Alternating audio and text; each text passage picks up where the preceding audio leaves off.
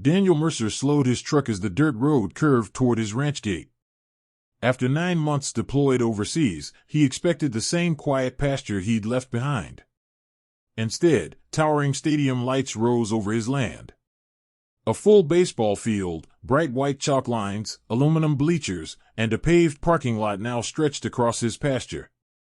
A giant sign near the entrance read, "Ridgeview Community Sports Complex, funded by the Ridgeview HOA."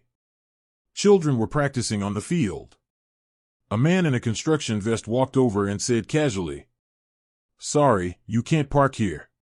This property belongs to the HOA now." Mercer said nothing. He just stared at the permit notice on the gate. The parcel number looked familiar. How did the HOA build an entire sports complex on his ranch while he was deployed? Daniel Mercer stepped out of his truck and walked slowly along the new chain-link fence. Just months ago, this land had been open pasture where cattle grazed under the afternoon sun. Now it looked like a small stadium complex. A perfectly cut baseball diamond sat in the center of the field. Tall stadium lights towered overhead. 2 freshly painted basketball courts and a tennis court stretched along the far side. Aluminum bleachers lined the foul lines, and a paved parking lot held rows of minivans and pickup trucks. Mercer pulled out his phone and began quietly recording everything. At the entrance gate stood a metal board displaying official paperwork. One document read, "Ridgeview Community Sports Complex, HOA Development Project." Below it was a printed parcel number. Mercer's eyes narrowed. It was his land title number. As he photographed the board, a black SUV rolled into the lot. A woman stepped out, dressed in a sharp blazer and carrying a folder. She approached with a polite smile. "I'm Marlene Foster," she said, "president of the Ridgeview HOA." Her eyes moved from Mercer to his truck. "I assume you're the former owner of the ranch parcel." But Mercer had never sold the land. Daniel Mercer had bought the ranch 10 years earlier, shortly after finishing his 3rd overseas rotation. After years of moving between bases and deployments, he wanted something simple, land that belonged to him, far enough from the city to stay quiet. The property sat just outside a fast-growing suburb called Ridgeview Estates. Rows of new houses had slowly crept closer over the years, but Mercer had made one decision very carefully when he purchased the ranch. He made sure the land sat outside the HOA boundaries. The ranch itself wasn't large by rural standards, but it was enough for Mercer. 15 acres of pasture, a modest farmhouse, and an old red barn that had probably stood there longer than the neighborhood behind it. Most of the pasture was leased to a neighboring rancher who grazed cattle there during the summer months. The arrangement kept the land maintained while Mercer was away on deployments. For Mercer, the ranch wasn't just property. It was stability. A place that didn't move when orders changed. A place waiting for him when deployments ended. When Mercer left for his most recent deployment 9 months earlier, everything had been normal. The fences were intact, the pasture was open, and the HOA development next door had kept its distance. The only unusual thing came a few months into deployment when his neighbor sent a short message. "Some HOA survey crew walking near your fence line." Mercer assumed the subdivision was expanding again. Ridgeview had been building new houses every year. But HOA projects stayed on their land. They had no authority over his ranch. Or at least, that's what Mercer believed. Because now a $1 million sports complex sat in the middle of his pasture, and the HOA president spoke as if the land had always belonged to them. So Mercer had one simple question. What paperwork convinced everyone his ranch was suddenly HOA property? The next morning, Daniel Mercer drove into the Ridgeview Estates neighborhood and parked outside the HOA management office. The building looked new, glass doors, polished signage, and neatly trimmed landscaping that matched the rest of the subdivision's carefully maintained streets. Inside the lobby, framed posters covered the walls. They showed polished renderings of the Ridgeview Community Sports Complex, children playing baseball, families watching games from bleachers, bright stadium lights illuminating evening practices. Mercer studied the images quietly. Every one of them showed the same thing. His land. The receptionist looked up when he approached the desk. "I'm here to speak with the HOA president," Mercer said calmly. "Name?" she asked. "Daniel Mercer." The receptionist's expression changed slightly. She made a quick phone call, then asked Mercer to wait. A few minutes later, a woman in a tailored blazer stepped into the lobby carrying a thick folder. "Marlene Foster," she said, extending a hand. "President of the Ridgeview HOA." Her tone remained polite, almost professional, as if she had already prepared for this conversation. She led Mercer into a small conference room and spread several documents across the table. There were board meeting minutes, construction proposals, and a detailed development survey map of the sports complex. One document immediately stood out. At the top, in bold text, it read, "Ridgeview Community Sports Complex Expansion, approved by HOA Board vote." Mercer flipped through the meeting records. According to the documents, the board had voted 8 months earlier to begin construction on a large community sports facility. The land listed in the proposal was labeled as an unused agricultural parcel adjacent to Ridgeview Estates. Mercer kept reading. The HOA claimed they had mailed multiple certified notices to the property owner informing him of the development proposal. When no response came, the board voted to proceed. Construction began shortly afterward. The total cost listed in the documents reached $1.2 million. Mercer set the papers down and looked at the survey map again. Something about it felt wrong. The boundary line between the subdivision and his ranch appeared slightly different from the one he remembered signing when he bought the property. Foster noticed him studying the map. "If you're planning to challenge the development," she said calmly, "you're free to pursue legal action." Then she added one final sentence. "But if you reclaim the land, the HOA will expect reimbursement for the sports complex construction." Mercer said nothing. He simply looked at the survey again. Because the boundary line on that map didn't look right. Daniel Mercer left the HOA office with a copy of every document Marlene Foster had shown him. He didn't argue. He didn't raise his voice. Years of military service had taught him something simple: when a situation feels wrong, the fastest way to understand it is to start with the paperwork. Back at the ranch that evening, Mercer spread the documents across his kitchen table.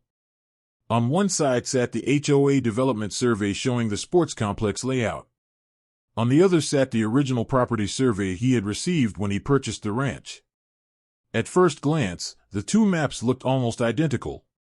But Mercer studied them carefully. Slowly, a difference appeared. The HOA survey showed the boundary line between Ridgeview Estates and his ranch shifted roughly 40 feet west. According to that map, a strip of Mercer's pasture overlapped with a parcel labeled HOA Recreation Expansion Area. That overlap was the entire justification for the sports complex. Mercer leaned back in his chair. Because on his original survey, that overlap didn't exist. The boundary ran straight along the fence line he had maintained for years. The next morning Mercer drove to the county clerk's office. The building was older than the surrounding development, filled with shelves of property records and digital terminals used to access county land maps. A clerk helped him locate the official county parcel records for his ranch.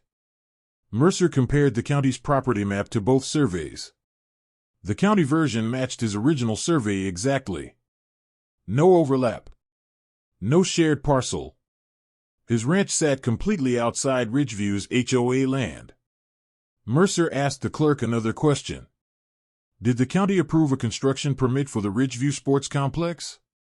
The clerk checked the planning department database. Yes, she said after a moment. Approved about 6 months ago. Mercer asked to see the permit file. The application listed the project as Ridgeview Community Sports Complex. The permit documents showed the HOA as the registered property owner for the parcel used in the construction. Mercer frowned slightly. How was ownership verified? He asked. The clerk shrugged. They submitted a survey and HOA board authorization. In other words, the planning department had relied on the HOA's paperwork. Mercer copied the permit file and returned home. But one question still bothered him. Where had the HOA survey come from? That afternoon, Mercer contacted a licensed land surveyor who had worked in the county for nearly 20 years. The surveyor reviewed both maps carefully. He studied the HOA development survey first. Then he examined Mercer's original survey and the county parcel record. For several minutes he said nothing. Finally, the surveyor tapped the HOA map with his finger.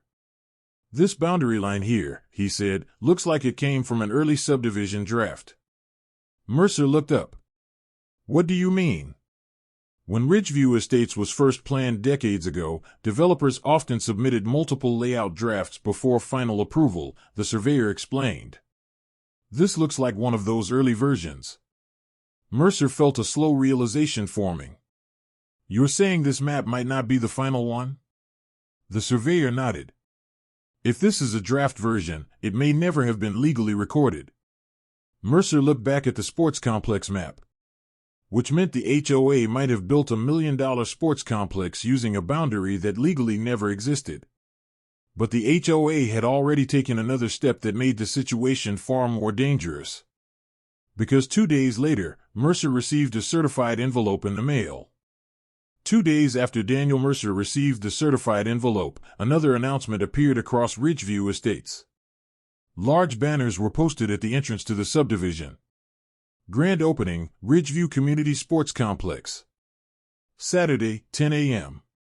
Flyers circulated through neighborhood mailboxes celebrating the project as the largest community improvement the HOA had ever completed. Youth baseball leagues were already scheduling games. Parents were posting photos online of the new courts and fields.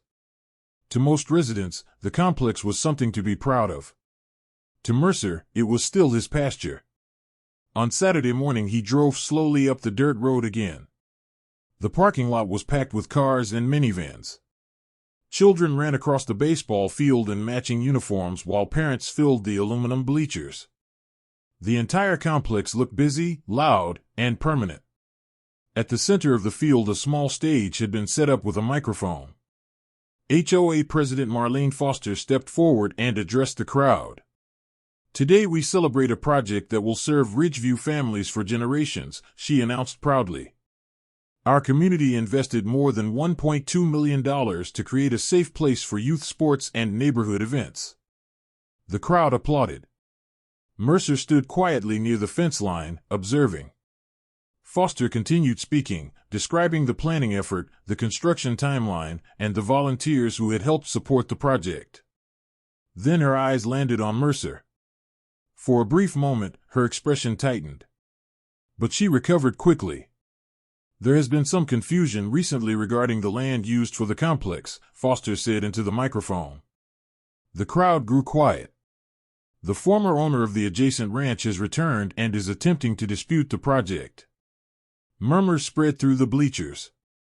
Foster kept her tone calm and measured. "Our board followed every legal procedure required. Multiple certified notices were sent to the property owner, and when no response was received, the board voted to proceed with construction." She paused before adding the final line.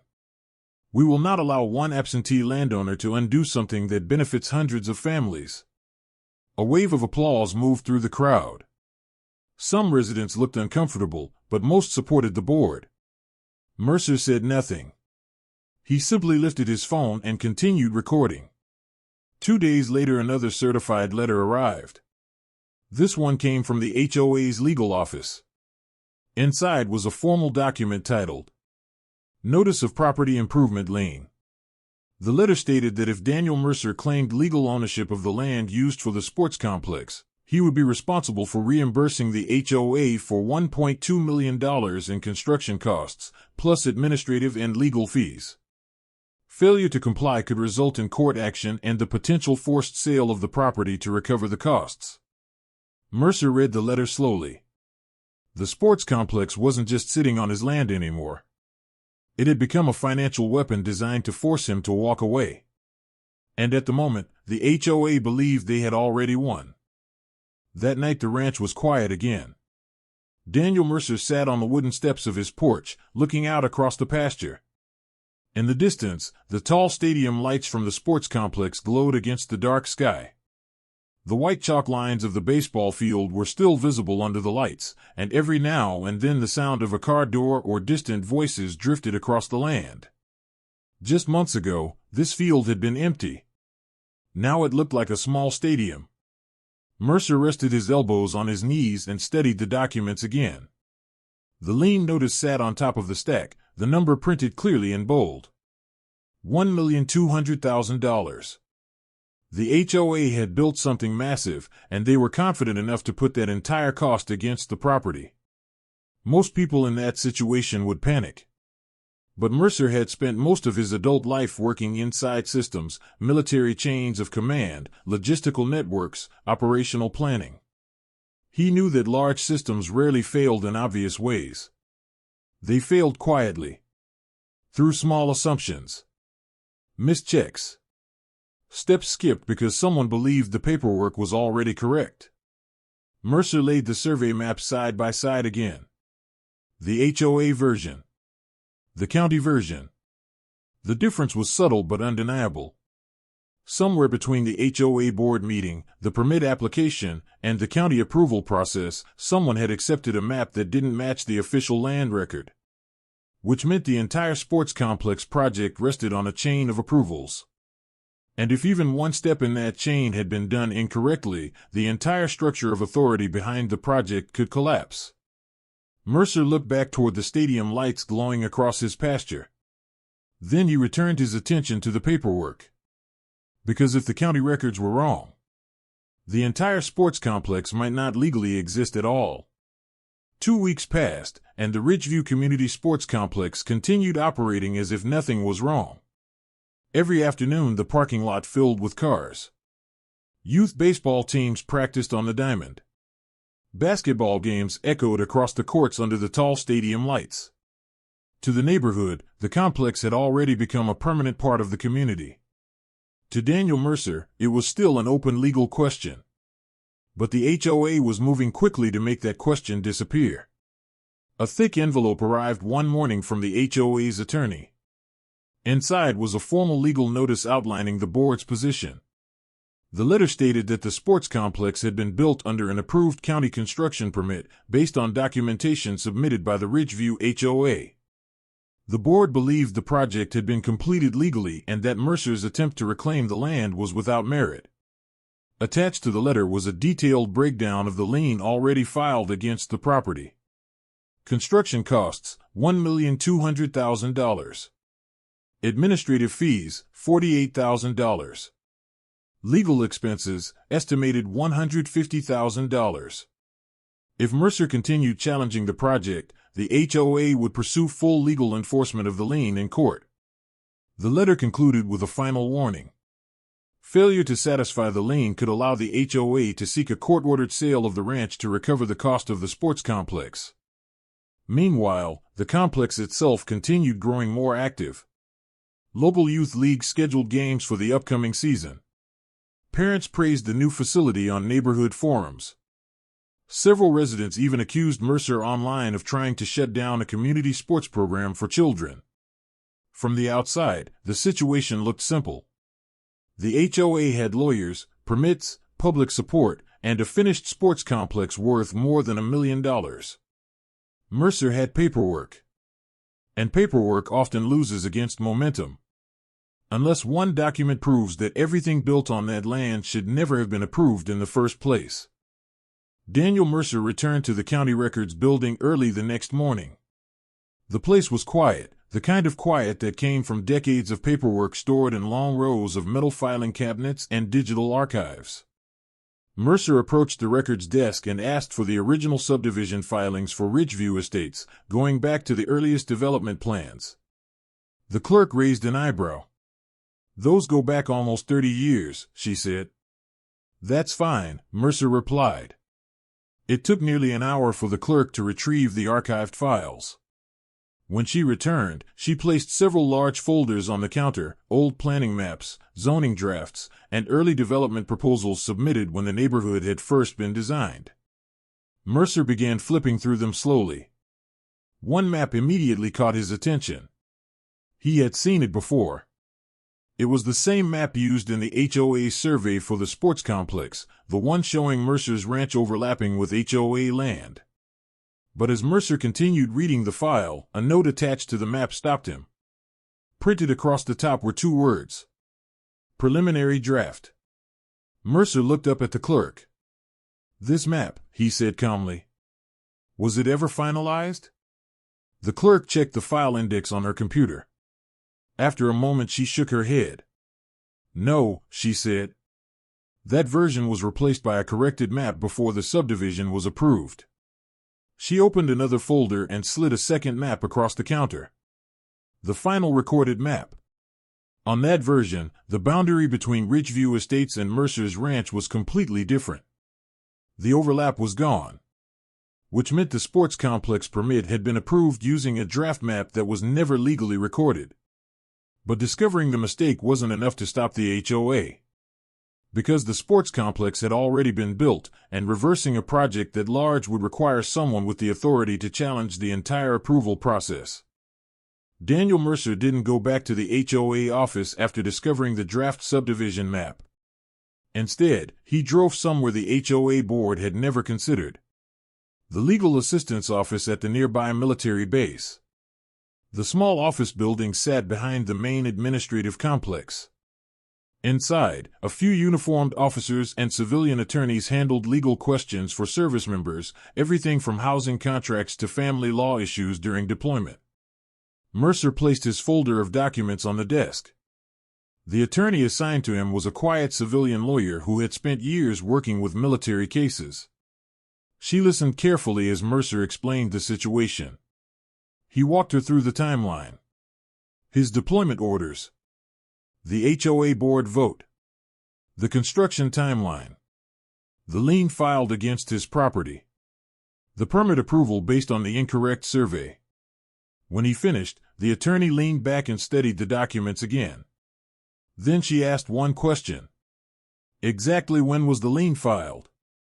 Mercer pointed to the legal notice. "About 3 months after I deployed." The attorney nodded slowly. "Did the HOA ever file a court request before placing that lien?" Mercer shook his head. "No. They just mailed the notice." The attorney opened another folder and turned her computer monitor slightly so Mercer could see the screen.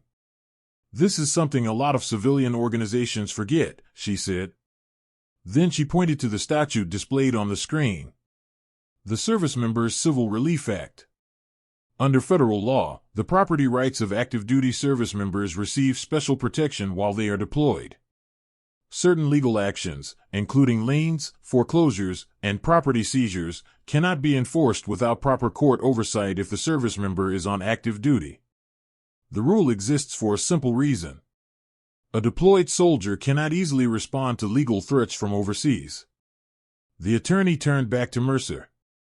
"If the HOA filed this lien while you were deployed and didn't request a court review," she said, "the lien may be legally invalid." Mercer nodded slowly. But the attorney wasn't finished. She flipped through the survey documents again.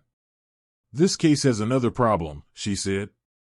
She placed the HOA survey map beside the official county map Mercer had obtained from the records office. The difference between them was now obvious. This permit approval was based on an outdated subdivision draft, she said. If the county planning department relied on this map to approve construction, then the permit itself may have been issued under incorrect property boundaries. Mercer remained quiet. The attorney continued. "If the HOA doesn't legally own the land, then the county never had authority to approve construction for them in the first place." Mercer understood the implication immediately. The entire sports complex had been built on land that might legally still belong to him. And if the permit had been approved under incorrect information, the county planning department would be responsible for reviewing the decision. The attorney began making phone calls. First to the county planning office, then to the county land records department. Within a few days, the situation started to change. County officials quietly reopened the original permit application. They compared the HOA survey with the final recorded subdivision map. The difference was undeniable.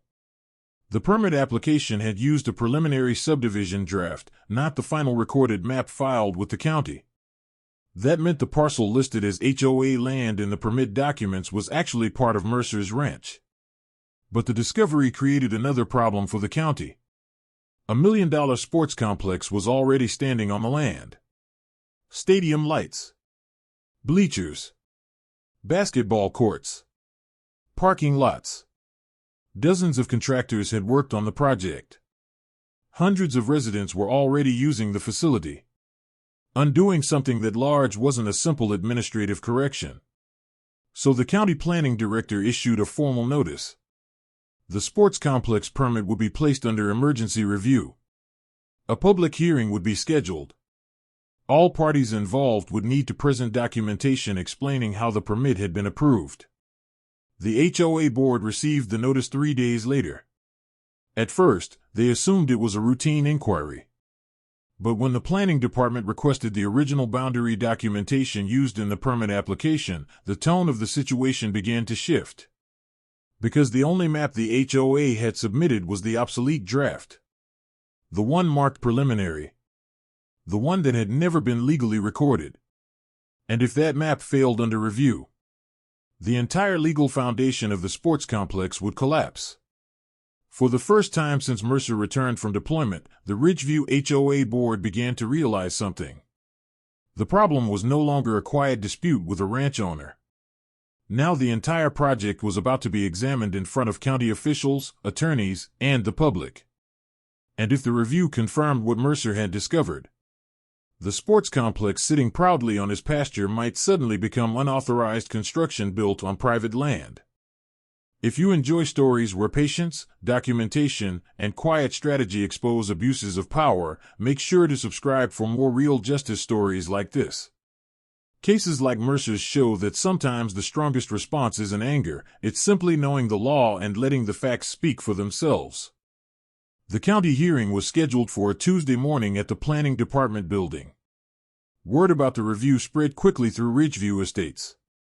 By the time Daniel Mercer arrived, the small hearing room was already filling with people, county officials, HOA board members, a few curious residents, and the attorneys representing both sides. At the front of the room sat the county planning director, along with 2 zoning officials and a clerk responsible for recording the proceedings. Stacks of documents covered the table. Permit files, subdivision maps, survey records. Mercer took a seat quietly along one side of the room. Across from him sat the Ridgeview HOA board, including President Marlene Foster and their attorney. For the first time since Mercer returned home, Foster didn't look confident. The planning director opened the meeting. This hearing concerns the construction permit issued for the Ridgeview Community Sports Complex, he began. The county has received information suggesting the permit may have been approved using incorrect property documentation. He turned to the HOA attorney first. Please explain how the parcel ownership was verified when the permit application was submitted. The attorney stood and spoke calmly. The Ridgeview HOA submitted a survey identifying the parcel as part of the subdivision's recreational expansion land. The board had authorized development, and the survey appeared to support the property boundary. The planning director nodded. And that survey is included in the permit file? Yes. The clerk handed copies of the document to the officials at the table. Then the planning director looked toward Mercer. Mr. Mercer, you requested this review. Please present the documentation you believe contradicts the permit application. Mercer stood slowly. He placed 3 documents on the table. First was the official county parcel record showing the boundary of his ranch. Second was the final recorded subdivision map for Ridgeview Estates. Third was the survey map used in the HOA permit application. The planning director studied them carefully. Within a few minutes, the difference between the maps became obvious. The HOA survey showed the subdivision boundary crossing directly into Mercer's ranch pasture. But the final recorded subdivision map showed the boundary stopping exactly at the fence line. The overlap didn't exist. The planning director turned to the HOA attorney. Why was this version of the subdivision map submitted with the permit application? He asked. The attorney adjusted his glasses. It appears the surveyor referenced an earlier planning draft during the preparation of the development survey. Earlier planning draft, the director repeated. The clerk flipped through the file again and pulled out the map Mercer had discovered at the records office. Across the top of the document were the words, "Preliminary draft, not final." The planning director looked up slowly. So the permit was approved using a map that was never finalized? The room fell quiet. The HOA attorney hesitated before answering. That appears to be the case. The planning director leaned back in his chair. Which means the county approved construction for a parcel the HOA does not legally own. Several residents in the audience shifted uncomfortably. Marlene Foster whispered something urgently to the attorney beside her. But the hearing wasn't finished. One of the zoning officials spoke next. There is another issue that needs to be addressed, he said. He held up the legal notice the HOA had filed against Mercer's property. The HOA placed a construction lien against Mr. Mercer's land during his overseas military deployment. Mercer's attorney from the base legal office spoke up. Under the Service Members Civil Relief Act, actions affecting a deployed service member's property require proper court review. That did not occur in this case. The planning director nodded slowly. So the lien itself may also be invalid. He turned back toward Mercer. Mr. Mercer, do you wish to add anything before we conclude the review? Mercer stood again. The room was silent. Parents who had attended the hearing sat in the back rows, some still wearing baseball caps from the sports league that had started using the complex. Mercer didn't raise his voice. He didn't accuse anyone. He simply spoke calmly. The HOA believed they were improving their community, he said. They just never checked whether the land belonged to them first. The sentence hung in the room. It wasn't dramatic. But it was enough. Because the documents on the table already proved everything else. The planning director closed the folder in front of him. This hearing will now move to a ruling, he said. And for the first time since the sports complex had been built, the future of the entire project was no longer in the hands of the HOA board. The planning director reviewed the documents one final time before speaking. For several seconds the room remained silent except for the quiet rustling of papers on the table. Finally, he looked up. The county has reviewed the permit file, the subdivision records, and the survey documentation submitted with the Ridgeview Community Sports Complex application, he said. His voice was steady and formal. The permit approval was based on a preliminary subdivision draft that was never finalized or legally recorded. The final recorded subdivision map clearly shows that the land used for the sports complex belongs to Mr. Mercer's ranch parcel. A quiet wave of murmurs spread through the room. The planning director continued. As a result, the county determines that the construction permit for the Ridgeview Community Sports Complex was issued under incorrect property documentation. He paused briefly before delivering the next line. Therefore, the permit is invalid. Marlene Foster's shoulders stiffened across the room. The planning director continued reading the ruling. All structures constructed under the invalid permit, including the baseball field, courts, lighting structures, parking lot, and associated facilities, are currently classified as unauthorized construction on private property. The room grew even quieter. But the ruling wasn't finished. The county will also formally recognize that the lien filed by the Ridgeview HOA against Mr. Mercer's property occurred while he was deployed on active military duty. The planning director glanced toward Mercer's attorney. Under the protections of the Service Members Civil Relief Act, that lien cannot be enforced without proper court review. He closed the document in front of him. Accordingly, the lien filed by the Ridgeview HOA is void. The clerk recorded the decision while several HOA board members exchanged anxious looks. The planning director then addressed the final issue. The sports complex now exists on land that the Ridgeview HOA does not legally control. He turned toward the HOA attorney. The board now has two options moving forward. First, he said, the HOA may negotiate a legal agreement with Mr. Mercer for the continued use of the land. Second, if no agreement is reached, the county may require removal of the unauthorized structures and restoration of the property. The implication hung heavily in the room. Demolishing the complex would cost hundreds of thousands of dollars, possibly more than the original construction itself. The planning director finished the ruling. In addition, the Ridgeview HOA will be responsible for covering the legal costs associated with this review process. The hearing was adjourned shortly afterward. Outside the building, reporters from a local newspaper spoke quietly with several residents who had attended the meeting. Parents who had supported the sports complex now looked uncertain. Most of them had believed the project was fully legal. Few realized it had been built on land the HOA never owned. Within weeks, the consequences began unfolding. 2 members of the Ridgeview HOA board resigned quietly. The HOA's insurance provider launched an internal investigation into how the permit had been approved. And the attorney who had advised the board began negotiating with Mercer's legal team. Because now the situation had completely changed.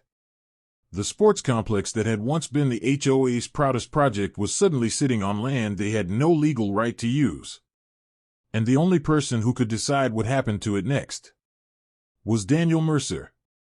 3 months after the county hearing, the situation at Mercer Ranch looked very different. The sports complex was still standing. The baseball field remained carefully maintained, the courts freshly painted, and the stadium lights still rose above the pasture. Children continued practicing in the evenings, just as they had before the legal dispute began. But one important thing had changed. At the entrance to the complex, the large sign had been replaced. The new sign read, Mercer Ranch Sports Complex, land used under lease agreement. After weeks of negotiation, the Ridgeview HOA had signed a long-term lease with Daniel Mercer for the use of the land. Instead of claiming ownership, the HOA would now pay annual land use fees to keep the complex operating. For the neighborhood families, the change was almost invisible. The games continued. The lights still turned on at dusk. But the paperwork behind the complex now told the correct story. One evening, Mercer stood near the fence line watching a youth baseball game under the stadium lights. The field where cattle once grazed had become something different. Not because the HOA had taken it, but because the system had finally corrected the mistake.